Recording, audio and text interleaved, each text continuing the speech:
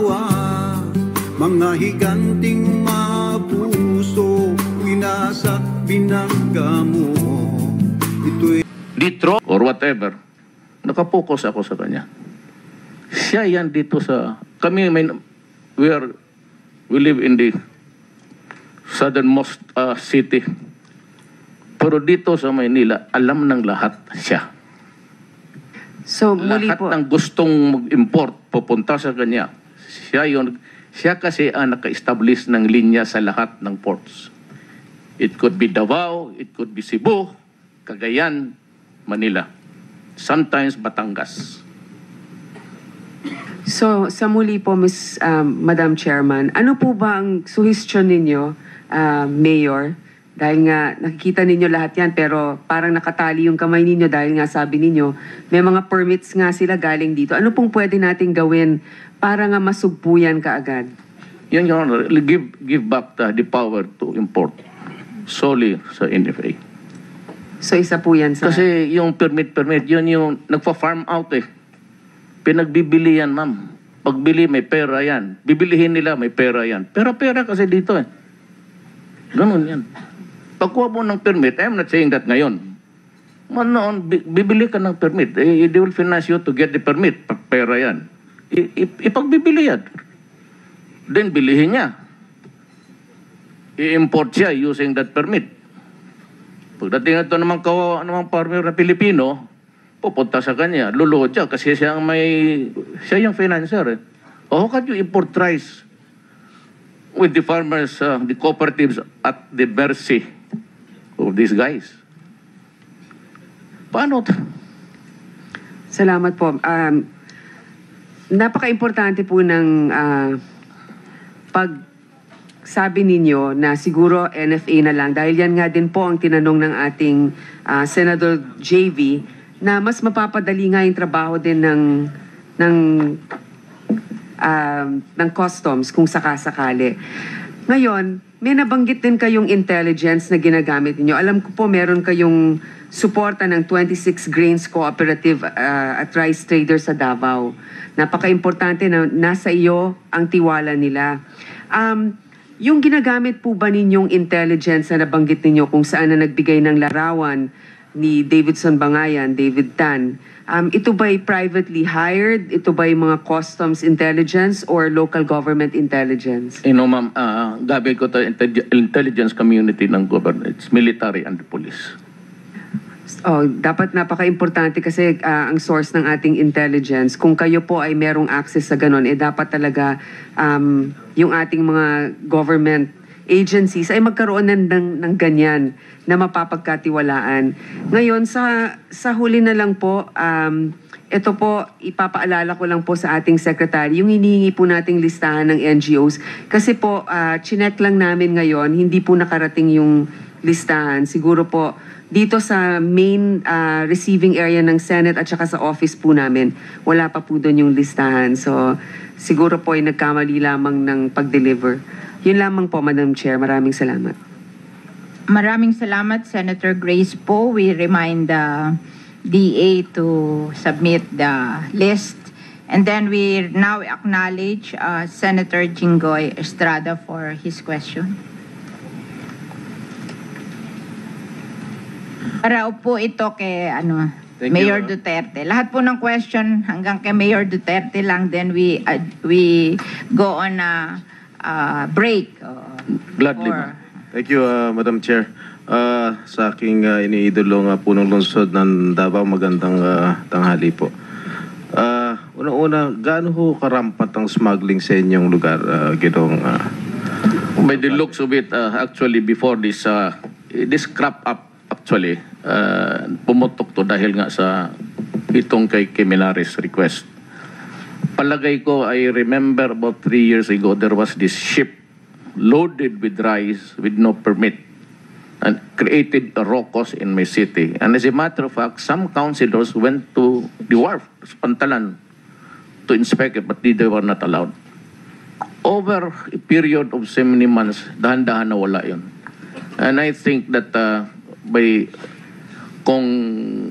if you reckon it with the losses in terms of pesos, 6 billion, it must be a very, very huge network.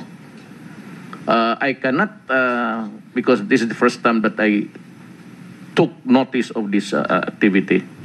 But for a fact that I was requested, kaso makialam ako because I said there is a request coming from a legitimate authority about finances, that is Kiminares. But All we're- those sa BIRs, yeah. But we are only talking about price smuggling. What about the other products? Malaki Do you ho have yun. any information Sir, about it, Mr. Mayor? di masyado ako. I know lahat, kotse, everything. Lumulusot yan. Whether or not dues are paid, that's, I cannot, Davao alone, malaki yan. It's being talked openly. So ngayon, Mayor, ngayon na meron hong request galing kay BIR Commissioner Kim Henares tungkol sa rice smuggling, are you going to be at the forefront in fighting or curbing smuggling in your city? Sinabi ko nga sabi ko, wag ninyong gawin yan dito, ever again. Alright. Kasi mapapasama ako. Baka sabihin ng mga tao, bakit ang Davao malakas pala? Yan ang ginagawa ng mayor doon. Ang tao, hindi kasi nila alam na the local government units do not have any power at all over national agencies. At makakialam ka doon, you're always a suspect that si Mayor Duterte pumasok dito, baka may nilalakad na shipment. I avoid it like a plague. Ayaw ko kasing ma-misconstrue ng mga tao yung ginagawa ko. Thank you, Mayor. Mayor, huling katanungan lang. Kanina ay pinakikinggan ko po yung inyong opening statement. At you were mentioning about the the national officials or officials per se. And your exact words were, the trouble with us in government is that we talk too much, act too slow, and do too little. Sino ho ba ang pinatutungkulan nyo dito? Is Well, it I'm the addressing NPA? myself to all law enforcement agencies. So, Customs, NBI, Justice Department, Mabagal ho ba gumalaw ang customs sa ginong mayor? Customs, pag gusto nilang mabagal ang laro, mabagal talaga yan. If they want it slowly done, then Kaya nila. It's a question of money. Kung gusto nilang mabilis, pwede nilang bilisan. Money again. Bakit ho nyo nasabi na bakit nyo nasabi pera? Pera-pera lang. Opo. Ganun talaga. That's the reality. I have asked so many persons, but they want it sobrosa. Ibig sabihin may binibigay. I have a list of persons here, but the lawyer in me says that the standard of fair play, since I do not have any proof, but I have the names. So any law enforcement agency who might be interested, I'm not empowered to do an investigation. But if they want, I can supply them. But nakialam ako sa Port of Davao. I never went beyond the boundaries of the city. Kung ano kasi ayaw ko makialam. Since you have already identified by yourself si Mr. Bangayan as Mr. David Tan, is he still allowed to enter your city? Look, ang sinabi ko ganito. Ayaw ko simula ngayon sa lahat na may bababa dito na smuggled goods. Sabi ko, pagbabarilin ko kayo. And if this guy would go to Davao and start to unload, at nakakita ko nandyan siya, you must be in the commission with crime, I will gladly kill him. And so we go to prison. I mean, I'm old, Your Honor. I could spend the remaining days of my life in prison. Matanda na rin ako. Marami na rin akong sakit. The most is about 5 to 10 years. I can do away with distress by reading books and while away my time, reminiscing the lost glory. So, ibig niyo sabihin, pagka pumunta ho to si David Bangayan alias David Tan sa Davao at mag-smuggle ng bigas o smuggled products, papatayin niyo po? Well, of course, hintayin ko siya sa labas. I do not want to tinker with his own. Pagka lumaban ito and he puts up a good fight, I would not hesitate I'll do it for my country. Sabi ko nga, mahirap ito sa Pilipinas. Wala naman Pilipinong gustong pumatay. Wala naman Pilipinong gustong magpakamatay para sa tao. I'm not trying to be a hero. What I said, I do not want to allow the impression na kaya sinabi ko doon sa lahat. I gathered them all. Lahat. Police, customs, coast guard. Sinabi ko sa kanila na huminto kayo. Huminto kayo kasi ayaw kong mabalita na ang syudad ko ginagamit. Baka sabihin nga, kasabihan kasing nakikialam ang mayor eh. May ibang syudad talaga. Meron dito nga isang vice mayor, I think. But I cannot, I said, by reason of fair play, I will not. So your statement will serve as a stern warning to all smugglers not to smuggle in your city. Na yes, sir. Okay. That is the idea. Thank you, Mr. Mayor. Maraming salamat po, Senator Jinggoy Estrada. Will call on Senator Pia Cayetano. Actually, Madam Chair, as you know, I waived my right to ask questions, but just a follow-up from the question of Senator Jinggoy. Mayor Duterte, I think everyone knows that you have very strong convictions and you speak your mind. But I do believe we also know that you are not quick to judge. So my question is, in the hearings, there have been a lot of mentions of different groups involved in smuggling. In fact, someone even asked David Bangayan if you can mention other names. But for you, Your Honor, to single him out would mean to me that based on your intelligence reports, clearly he is the single most important person in this, because you didn't even bother to mention other names. And I only mention it because this is not the venue to prosecute anyone. However, it would be the venue to look into all the underlying systems and procedures that we can change. And he would be a key person if, as you say, it all goes back to him. You know, there is only one name that kept on cropping up. Sabi nila, all others are minor players. Kasi it is the central, siya yung poste. So siya yung nakilala. Yung iba, mga support cast na for example, the different corporations or partnerships that he has, ginagamit lang niya yun. But he is the only one who has established the influence to cause smuggling in this country. Rice, for that matter. And just my last follow-up question, and from the intelligence reports you have, it is not just in Davao, but all over the country. Cebu is a very favorite place to drop. Manila, Cebu, Cagayan, Davao. Yan yung mga syudad na mabilis sila doon. Yun yan sila. Maybe yun yung may connection, may linya sila na wala nang yun. So if you have the permit, using the cooperative's permit, papasok ka ng isang barko, hindi mo, hawakan mo to. Pag malinis ang diskarga mo, ano yung permit mo? Recycle mo pa. You get another shipment, yun lang pag nabuko, ito. May permit kami. But if not, it's a recycled in the sense that it can be used many times. But actually, kung na ganyan na use na doon sa customs, hindi mo na magamit, ganun. Pero ang smuggling ng rice, usually, smuggling muna outright. Pag nabuko, gagabitin yung permit. Pag hindi, they can use it all over again in so many ports in this country. That is really how the game is being played here.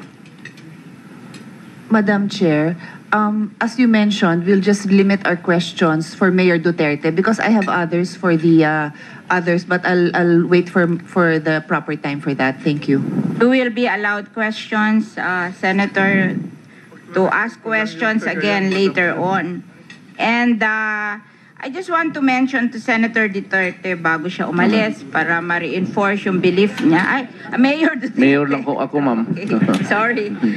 Meron pong Supreme Court decision, Salvador Mison, Commissioner of Customs, and Carlos L. Raso, Collector of Customs of the Subport of Clark versus Honorable Eli G.C. Natividad, Presiding Judge of the Regional Trial Court of San Fernando, Pampanga, and Cesar Sani Carlos, CVC Trading, na nagsasabi po na wala pong authority ang RTC judge sa operations ng custom. This was made in 1992 at wala pong superseding judgment dito. Kaya medyo dapat confident pa tayo na hindi natin i-honor yung TRO ng mga judges. The crux of the matter, ma'am, is that until now it is not resolved whether yung restriction sa quota nandiyan pa o wala na.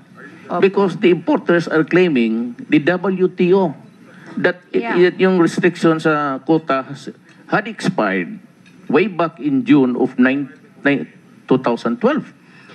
Miski po sabihin nila na liberalize, bawal po sa RTC judge na makialam because this is the prerogative of the Commissioner of Customs based on a Supreme Court decision in 1992 na hindi pa ho nababago. So, kahit ano po sabihin nila, hindi po dapat natin i-honor ang TRO ng RTC para ilabas yung mga smuggled goods unless pakikinggan po natin later on yung ating DOJ and ang ating Solicitor General kung they disagree with this. But this is a Supreme Court decision in 1992. My stand is with government. Whatever government says, na doon ako, ma'am.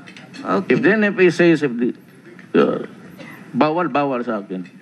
Okay. So, ang magsusunod pong magtatanong ng question is si Senator Angara to Mayor Duterte. Salamat, Madam Chairperson, sa ating mga bisita. Magandang tanghali po. Mayor, very good afternoon ho sa inyo. Good afternoon. Thank you for sharing your time ho with us. Iisa lang po yung tanong ko. I know you're a man of action and from many accounts, you're also a man of the law because you're also a lawyer. So yung tanong ko po is, nabanggit niyo po kanina yung pagre-recycle ng mga import permits. Paano po nagagawa ito at saka sino ang may kasalanan? At paano natin mareremedyohan po yan sa darating na panahon, Mayor? There's no specific wrong there because it's allowed, it's legal to get a permit. The only problem is they are recycled in the sense that nag-smuggle outright yan. They smuggle rice, harap-harapan, dumped in the works, and they remove it. Of course, this has to be there has to be a connivance between the customs and kasi pag ayaw ng customs lalabas yung bigas din, hindi lalabas yan. That's a problem actually. Naghuhugas ng kamay lahat. As a matter of fact, without the signature of the collector of customs, the deputy for assessment and the deputy for operation, without the signature of those three guys there, hindi lalabas yan. The problem is really, yung sa labas, before customs, it's all legal. Kasi may permit eh.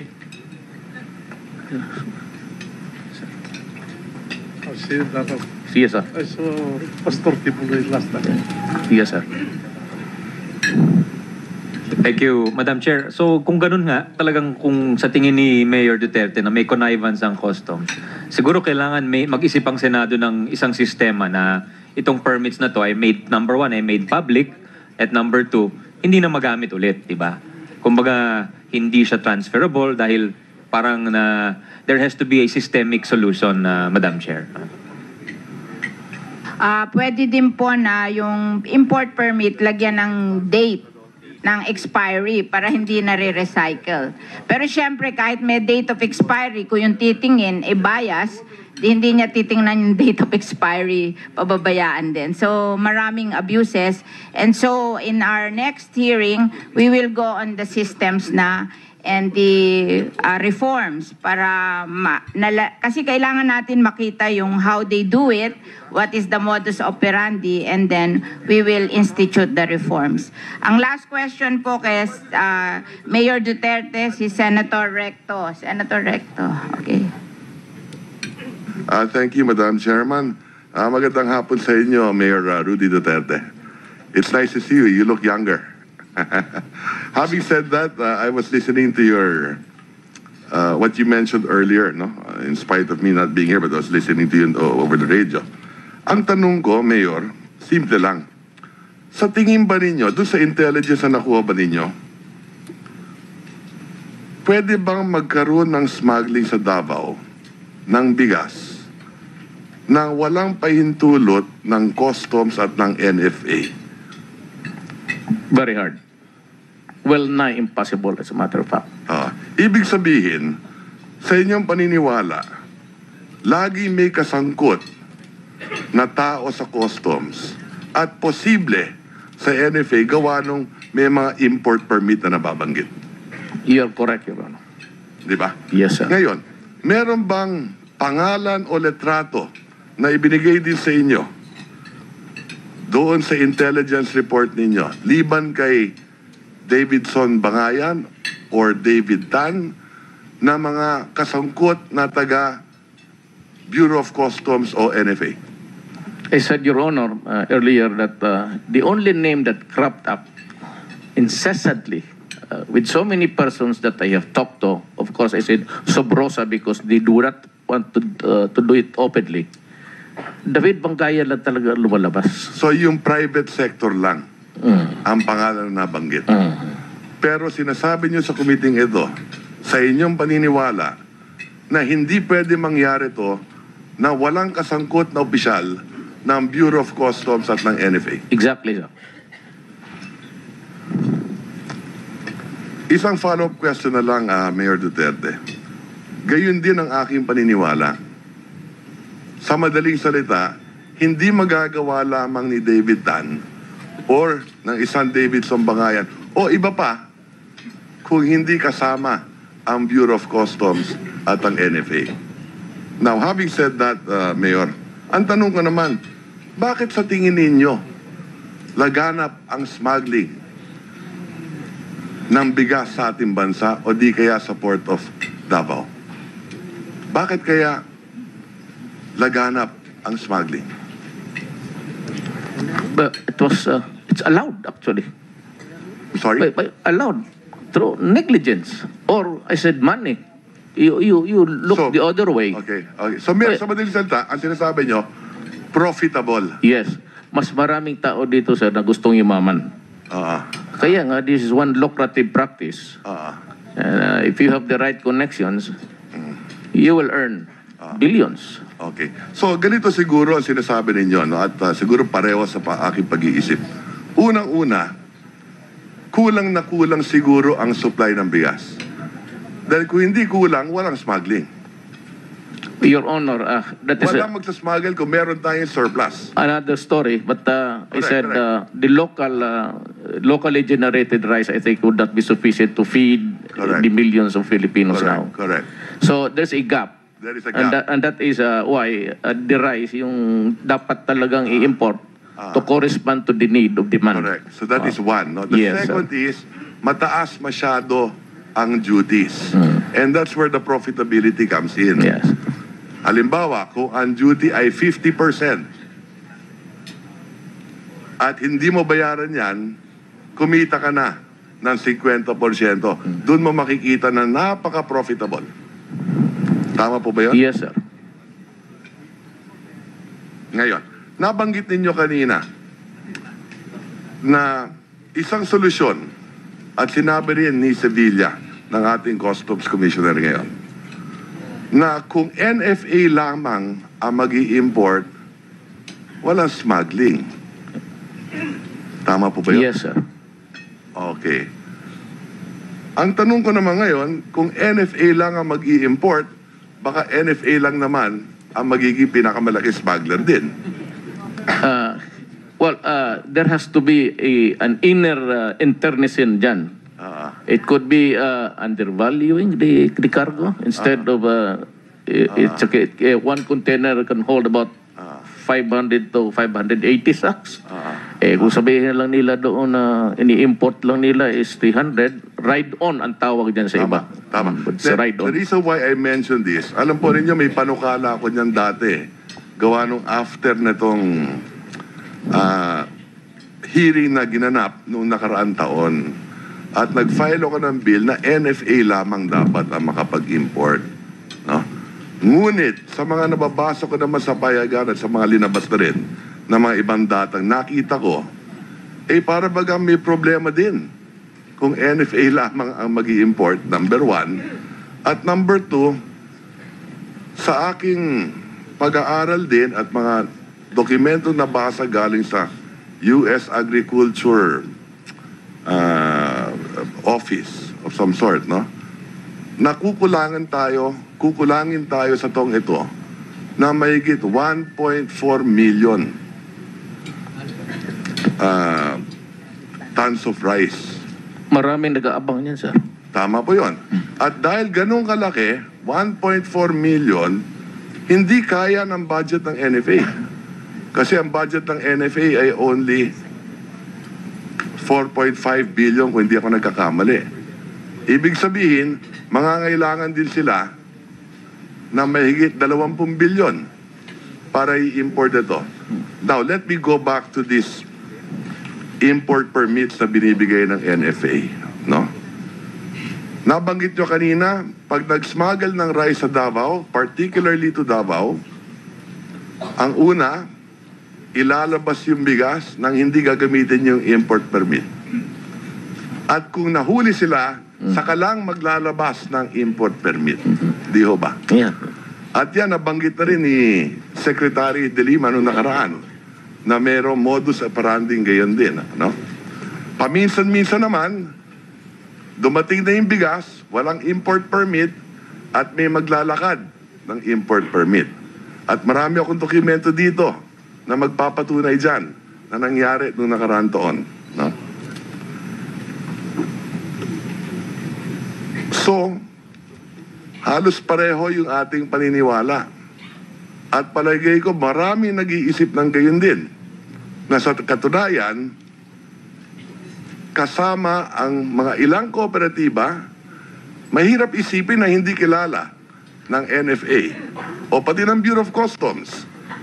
Yung mga nag-i-import, nagte-trade, yung modus operandi na kasama yung mga kooperatiba, nasabi nga ninyo, wala naman pondo yung mga yan, pero binibigyan ng import permit yan, gawa ng posibleng kakilala din ng NFA yung mga nag-finance ng mga kooperatibang ito.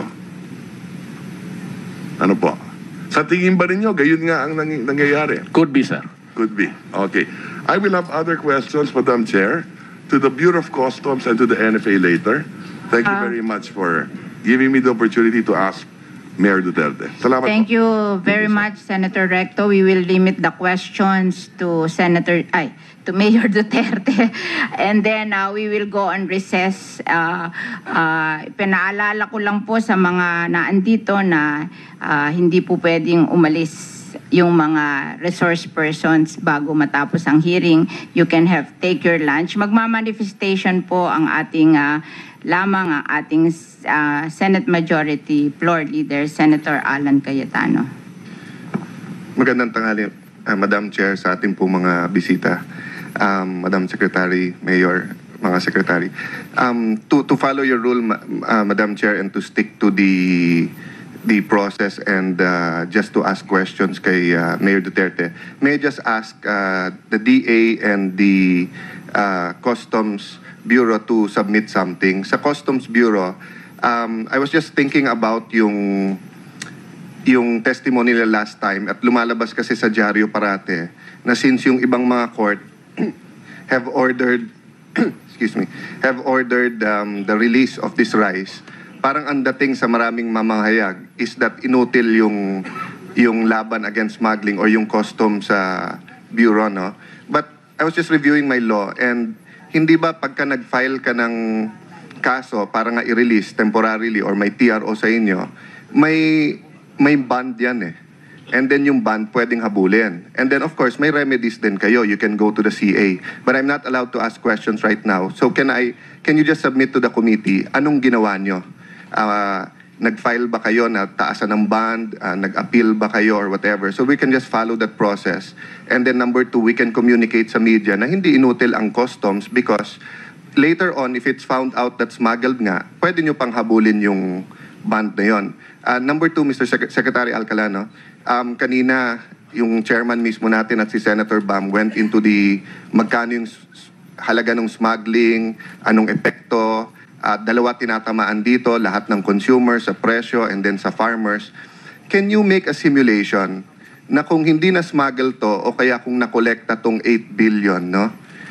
What will be the price of rice, the effect on the price of rice? And number 2, if you use that 8 billion and you gave it to the farmers, no? Assuming lahat ng import duties na pumasok, gamitin mong dagdag sa DA pang subsidy sa kanila, what will be the effect?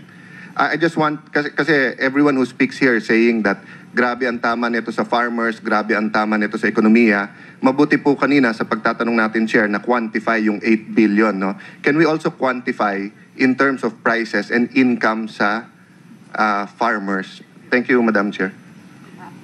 Maraming salamat po, Senator Cayetano. So we go on recess for 30 minutes. Okay. So we'll come back at 1:30. Pwede na po kayong kumain muna pero wag kayo aalis. Madam Chair, am I dismissed already? Yeah, you're allowed to go. I'm going home. Mayor Duterte. Salamat po. Marami pong salamat, Mayor. Mahal namin Panginoon.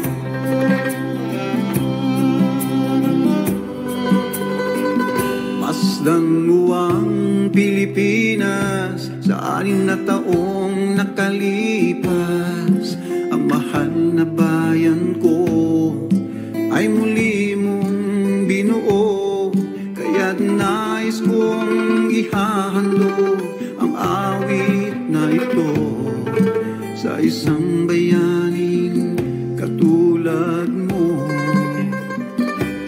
Pagsikman kong magsalita, ngunit puso mo'y mapagmahal, lalo na sa mga kabataan. Ikaw ay naaawa, mga higanting mapuso, winasak binangga mo.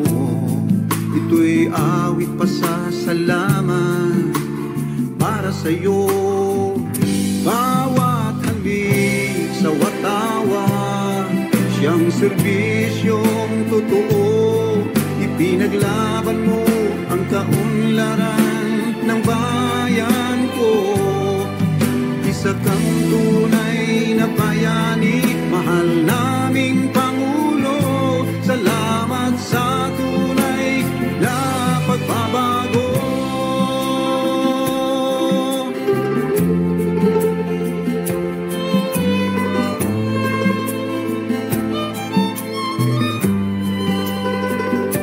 Mahirap mang manungkulan, personal mo'y ipinagliban.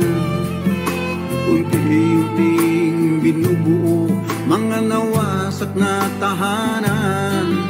Giniba mo ang korupsyon, duga man ay may solusyon. Sa pamumuno may pagbabago. Masdan mo ang mga ngiti ng mga inaapi. Ngayon ang mga luha nila napalitan ng pag-asa. Hindi ka nagpatina sa mga paninira. Hangarin mo ay totoo, mahal naming Pangulo. Bawat halik sa watawan, siyang serbisyong totoo. Ipinaglaban mo ang kaunlaran ng bayan ko. Isa kang tunay na bayani, mahal naming Pangulo. Salamat sa tunay na pagbabago.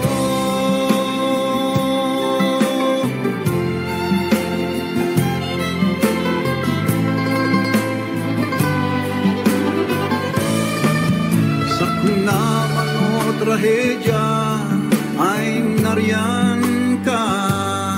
Umiiyak ang puso mo sa bawat hinaing nila. Isang ama na tumatanaw sa lupang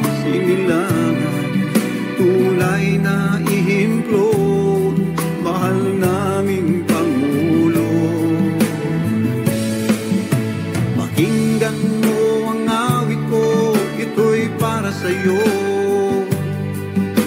Masasalamat sa lahat ng mga ginawa mo.